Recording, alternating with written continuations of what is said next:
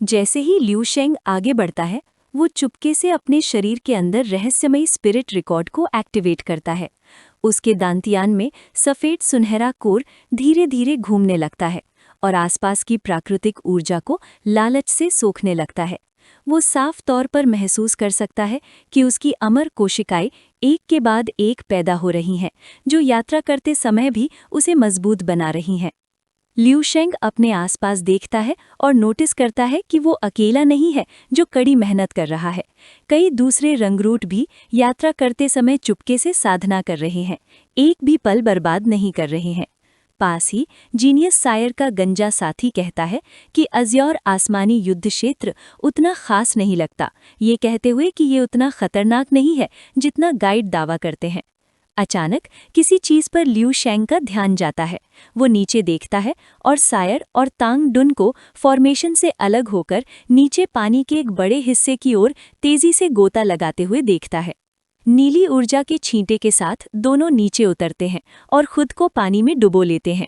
कुछ ही देर बाद सायर जीत के साथ एक अजीब नीली कई आंखों वाली मछली पकड़ते हुए बाहर निकलता है। सायर उत्साह से हंसता है, ऐसे व्यवहार करता है जैसे वे युद्ध क्षेत्र के बजाय किसी फील्ड ट्रिप पर हों। चिल्लाता है कि उसने एक मछली पकड़ ली। लिू शेंग उन्हें सोच विचार वाली नज़र से देखता है। उसे एहसास होता है कि क्योंकि उन्होंने अभी तक एक भी अजीब जानवर का बाल भी नहीं देखा है, इसलिए कई लोग जो शुरू में सावधान थे अब अपनी चौकसी कम करने लगे हैं। वो नोटिस करता है कि अजीब गुरुत्वाकर्षण और बल क्षेत्रों के अलावा ये जगह एक रहस्यमयी जन्नत जैसी दिखती है, जिससे सायर जैसे लापरवाह लोग यात्रा करते समय खेलने लगते हैं। अचानक लिू शेंग का चेहरा सदमे से जम जाता है, क्योंकि उसकी इंद्रियां एक भयानक गड़बड़ी महसूस करती हैं। पानी की शांत हरी सतह के नीचे एक विशाल काली छाया उभरने लगती है और सतह की ओर बढ़ने लगती है। तुरंत प्रतिक्रिया करते हुए लिू शेंग हाथ बढ़ाकर सायर के कंधे पर कसकर हाथ रखता है। गंभीर भाव से वो भ्रमित सायर को तुरंत खेलना बंद करने और लड़ाई के लिए तैयार होने की चेतावनी देता है। लालची कप्तान अचानक समूह को रुकने के लिए चिल्लाता है, फॉर्मेशन को रोकने के लिए अपना हाथ उठाता है।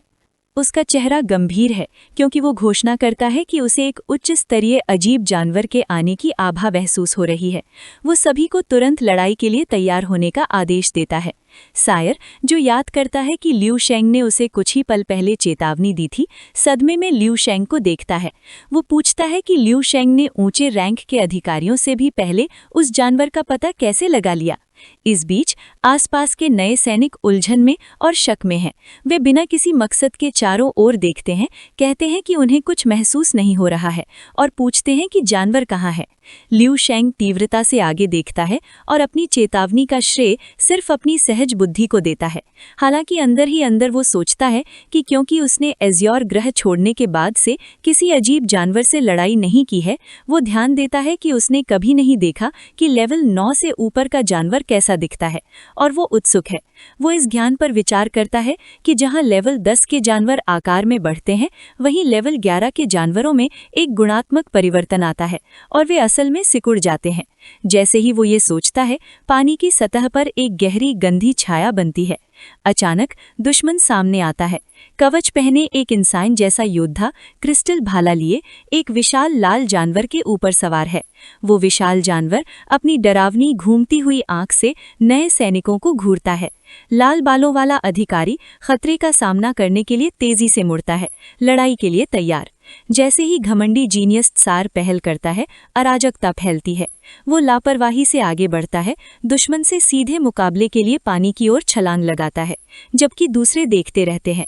एक विशाल शार्क जैसा जानवर जिस पर कवच पहने योद्धा सवार है, जबरदस्त ताकत से नीचे गिरता है। सायर मुंह खुला रखकर देखता है। ये देखकर हैरान है कि सार ने अकेले ही लेवल 12 के जानवर के लीडर पर हमला करने का निर्णय लिया है।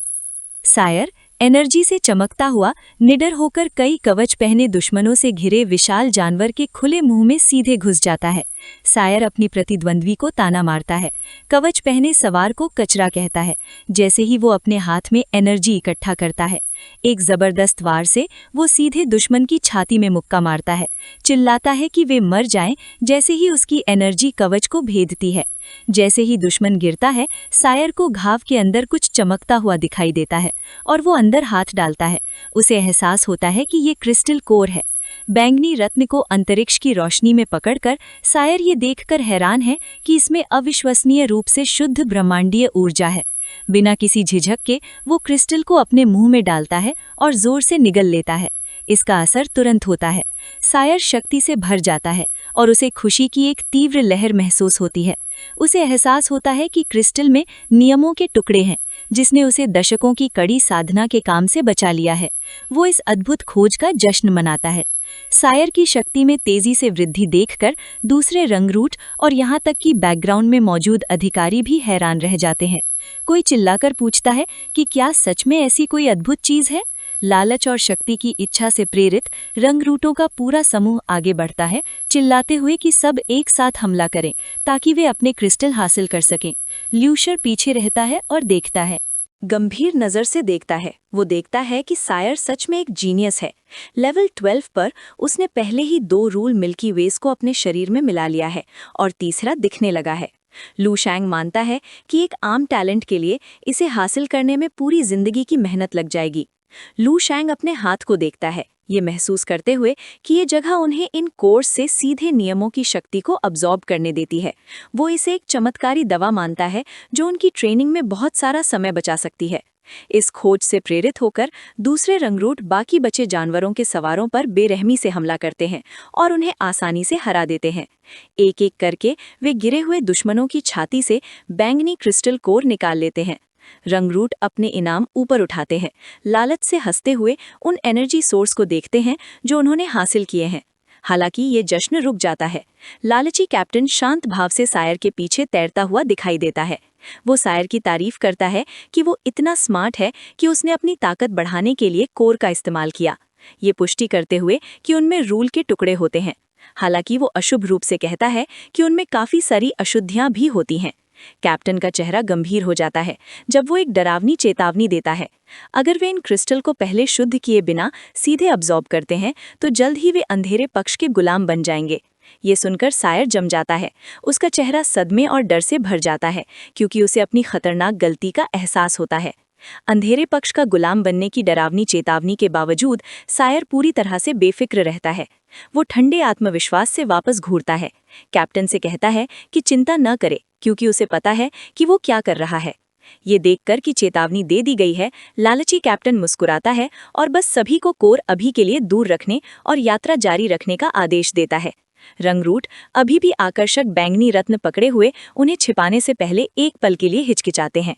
जैसे ही वे आगे बढ़ते हैं, सायर तांगडुन के कान में फुसफुसाने के लिए झुकता है। उसका चेहरा लालच से चमक रहा होता है। वो जोखिमों को नज़रअंदाज करता है और पूरी तरह से इनाम पर केंद्रित करता है, ये कहते हुए कि चूंकि कोर सीधे एक योद्धा को मजबूत कर सकते हैं, इसलिए ये खतरनाक यात्रा बिल्कुल इसके लायक है। हालांकि तांगडुन बहुत चिंतित दिखता है। वो सायर को याद दिलाता है कि अधिकारी ने विशेष रूप से साइड इफेक्ट्स और अंधेरे में गिरने के खतरे का जिक्र किया था। सायर लापरवाही से हाथ हिलाता है। वो तर्क देता है कि ये सिर्फ एक संभावना है और दावा करता है कि सायर सिर्फ एक लापरवाह गुस्सैल आदमी है जिसे सही अब्जॉर्प्शन का तरीका नहीं पता। सायर का मानना है कि जब तक कोर को पहले शुद्ध किया जाता है तब तक नुकसान से पूरी तरह से बचा जा सकता है। ल्यू शैंग सुनता है और चुपचाप स्थिति का विश्लेषण करता है। उसे एहसास होता है कि अपनी अनोखी शारीरिक बनावट के कारण वो असल में अजीब जानवरों के क्रिस्टल कोर को पूरी तरह से अब्जॉर्ब कर सकता है। हालांकि वो सिर हिलाता है, ये तय करते हुए कि इसकी ज़रूरत नहीं है। वो हिसाब लगाता है कि इन टुकड़ों में थोड़ी सी एनर्जी उसके ड्रीम स्पेस में कुछ हाई लेवल ज़ॉम्बी को मारने से मिलने वाले फ़ायदे की तुलना में न के बराबर है, इसलिए ये परेशानी या जोखिम के लायक नहीं है। इसके बाद ग्रुप का सामना कई और अजीब जानवरों की लहरों से होता है। ग्रुप पर एक जुनून सवार हो जाता है। नारेटर बताता है कि लेवल 12 के योद्धा बेताब लालच के साथ राक्षसों पर टूट पड़ते हैं। ऐसे लग रहे हैं जैसे उन्होंने 10 साल से कोई औरत नहीं देखी। काश वे सामने दिख रही हर चीज को खा जाते। शक्ति और आक्रामकता में इस भारी अंतर के कारण लूट का बंटवारा अविश्वसनीय रूप से एक तरफा हो जाता है। सायर को एक विशाल जानवर का शव ले जाते हुए दिखाया जाता है, जो इतराता हुआ और संतुष्ट दिख रहा है। इस बीच लेवल 11 के योद्धा खाली हाथ और गुस्से में खड़े रह जाते हैं। सायर निराशा में चिल्लाता है, कोसते हुए कहता है कि लेवल 12 के ताकतवर लोगों ने सब कुछ आपस में बांट लिया है और टीम के कमजोर सदस्यों के लिए बिल्कुल कुछ नहीं छोड़ा। तांगडुन, जो अपने दोस्त की निराशा देखता है, दयालुता दिखाता है। वो अपना सिर खुजाता है और उसे मिला बैंगनी क्रिस्टल कोर सायर को देता है, क्योंकि सायर खाली हाथ आया था। लेकिन सायर का घमंड उसे ये तोहफा लेने नहीं देता। वो मुड़कर भाग जाता है, इस ऑफर को साफ मना कर देता है और घोषणा करता है कि वो भीख लेने के बजाय अपने हाथों से एक जानवर का शिकार करना चाहता है। अचानक एक हाथ सायर की बांह पर कसकर पकड़ लेता है, जिससे वो वहीं रुक जाता है। ये लियू शेंग है। वो शांत भाव से उस जल्दबाज योद्धा को देखता है और उससे कहता है कि इतनी जल्दी में ना रहे। वो सायर को भरोसा दिलाता है कि क्योंकि वे पहले से ही युद्ध के मैदान में हैं, तो भविष्य में जानवरों को मारने और कोर पाने के अनगिनत मौके मिलेंगे। लियू शेंग उसे सलाह देता है कि अभी जो सबसे जरूरी चीज है वो लूट नहीं है, बल्कि इस मौके का इस्तेमाल करके अजीब जानवरों की ताकत और हमले के तरीकों का पता लगाना है, और चेतावनी देता है कि बेस पर पहुंचने के बाद उन्हें ऐसा सुरक्षित सीखने का मौका नहीं मिलेगा। ये बात सुनकर सायर अपनी गलती का एहसास करता है। वो जोश से सिर हिलाता है, लियू शेंग की समझदारी से सहमत होता है और याद दिलाने के लिए धन्यवाद करता है। हालांकि जब वो लियू शेंग को देखता है तो उसके मन में एक प्रश्न आता है। वो मन ही मन सोचता है कि लियू शेंग, जिसकी ताकत आम मानी जाती है, इतना स्थिर, भरोसेमंद और शांत एहसास क्यों देता है। लियू शेंग के होठों पर एक रहस्यमयी मुस्कान आ जाती है। बिना कुछ कहे वो तेजी से आगे बढ़ता है, अविश्वसनीय गति से उड़ जाता है और अपने साथियों को पीछे छोड़ देता है। उसे जाते हुए देखकर सायर गहरी सोच में पड़ जाता है। वो देखता है कि हालांकि लियू शेंग एक आम लेवल 11 का योद्धा लगता है, लेकिन उसमें पूरा आत्मविश्वास है, जैसे सब कुछ उसके कंट्रोल में हो।